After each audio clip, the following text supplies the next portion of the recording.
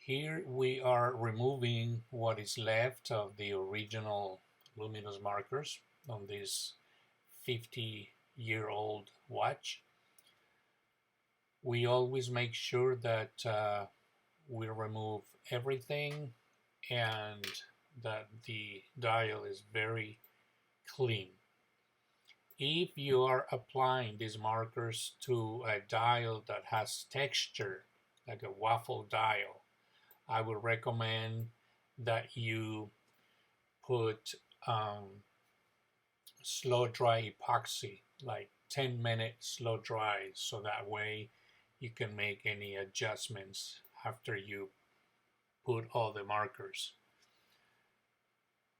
Here we are cleaning it, and the next thing we do is with a knife, with the tip of a knife, has to be very pointy and very sharp.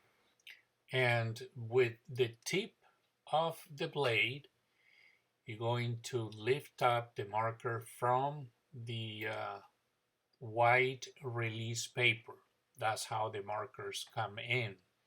So you see that that blade right there is very pointy, and make sure it goes right under the metal base. Those markers have a metal base of 0.06 millimeters thick. So as you can see, pick it up with a toothpick, just drop it on the dial,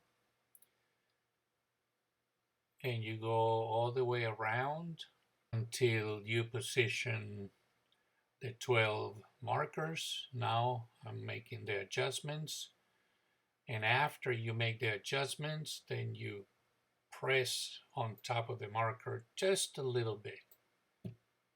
And here we have the results. Here's the watch with brand new C3 Luminous markers from Watch Designing. Any questions? Please feel free to ask.